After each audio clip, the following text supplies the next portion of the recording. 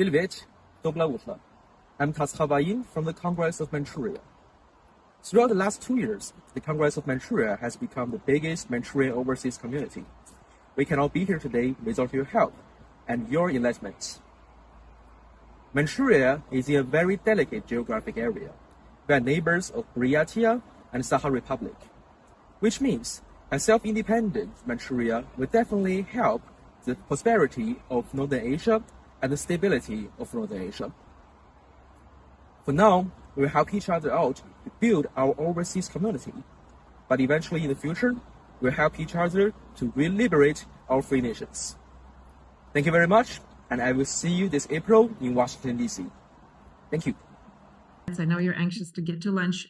We have an online presentation by Tasha Baiin, representing Movement for Independence of Manchuria.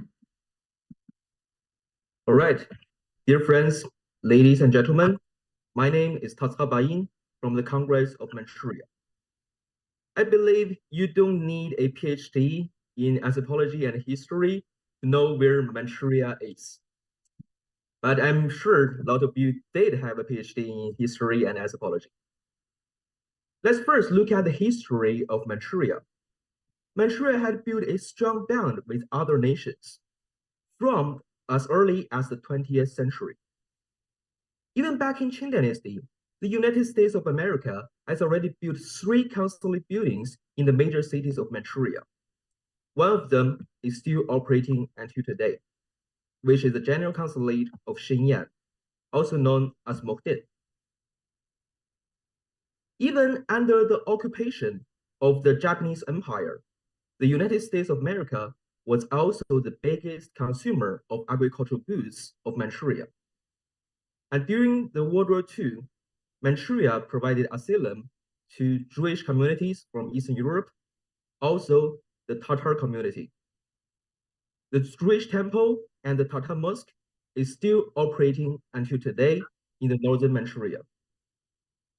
And also, the Ukrainian Orthodox Church is still operating by the local Manchurian Orthodox Christians. Even under the occupation of the Communist China, the people of Manchuria, we did not lose our hope and our tradition of freedom and self-reliance.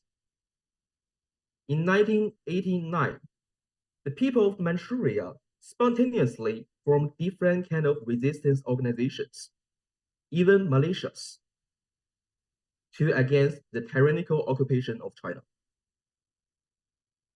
Of course, we did that because of our tradition. However, we cannot make into that way without the cultural influence of the Western nations. In the 1990s, because of the discriminatory economic policies and the cultural genocide, thousands of people lost their home, their work, and even some of them committed suicide because they cannot afford to live. Even today, as an Aboriginal member of the Manchurian community, I cannot freely study my language without the censorship and the surveillance of the authority. However, the people of Manchuria, we did not lose our hope.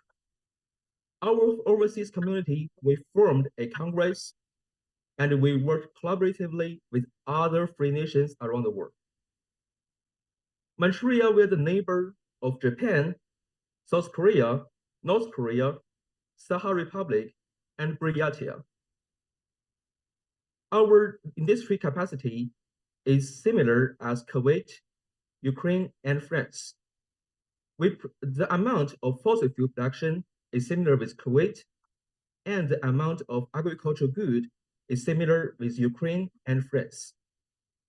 We believe Manchuria should be responsible to the stability and the prosperity of Northern Asia, and we are willing to work with other free nations from the East and the West to achieve our goal.